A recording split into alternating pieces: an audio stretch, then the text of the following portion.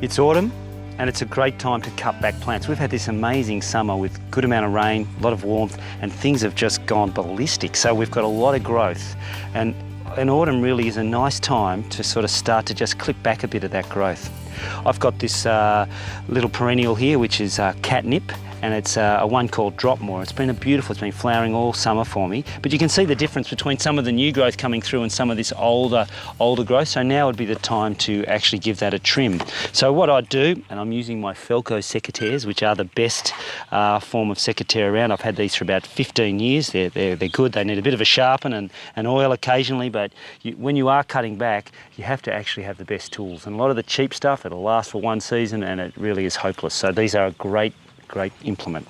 Okay, so you just sort of see down here, I'm just going to cut a lot of this old growth off. Now I can cut some of the new growth, which is giving me a second flower. I don't want to cut that off, but to tell you the truth, it'd be more work to kind of go through and really be too careful with it. So I'm just pruning these fairly, you know, with not much care in some ways. It's not like rose pruning or fruit tree pruning at this time of year, but I'm just trying to clean them up. So this is really just about a bit of a cleanup. And what might actually happen if we get a little bit of more warm weather, we get another burst of growth in autumn. And that's the beauty of doing this cutback now, is it can actually help the plants to produce another burst of young growth and possibly a late autumn flower. So we'll just get into these. So you can see with this plant here, I've now basically left it with that more new growth coming through. So we'll just work our way through these. The other thing I did in this planting is that coming up amongst these is this wonderful purple yucca, which is Yucca desmentiana. So by cutting these down a little bit, it just gives those guys a little bit more room to move and to be seen.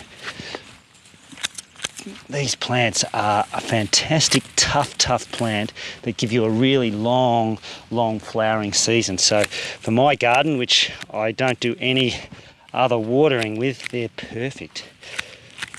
Again, here's another one of my little yuccas. And ultimately, these yuccas will come through and be up about this high. So they'll actually penetrate through the softer foliage of the Nepeta, which when flowering is this lovely little purple flower, and so the two of them will be a nice combination together. Again, just get some of this old planting off.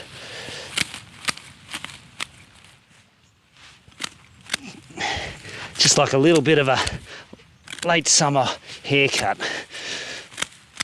which I'm sure we can all benefit from. Okay. Again, in my planting design, I always plant things in groups of 5s and 7s, so I've got plenty to cut back. Another great plant, just while I'm at it, it's a bit of a digression, but this is Sedum Autumn Joy, and it is an incredible plant because while it's giving me the fairy floss pink at the moment, it comes out like that, and for about a week it then just starts to tint off and it gets darker and darker until it actually dies, and then the dead heads last there for the whole year. And I only just cut the dead heads down about a month ago, so it's a wonderful tough plant. You can just see here, if you have a close-up look at that, you can start to see the new growth comes right down from the base.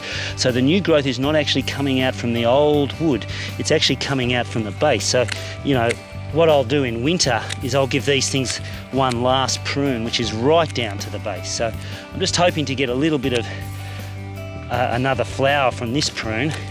But at the end of winter, or sometime in August even, you can give them a much harder prune, and then all the new growth comes back for the spring, which is exciting.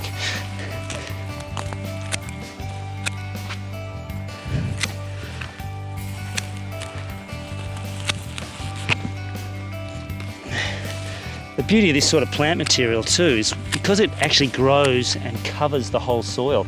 I don't have to do any weeding here. It completely covers the ground, and it's like a green mulch. And we talk about low maintenance gardening. The secret to low maintenance gardening is getting your planting design right, because if you actually cover your ground with the green mulch, you don't have to do any weeding because the weeds won't grow there because of the lack of light. And that is by far the best form of mulch and of low maintenance gardening. The only thing people have to understand when you're working for clients is that it takes a year, sometimes 2 years, to actually get the plants to cover that amount of ground. Just finishing this up.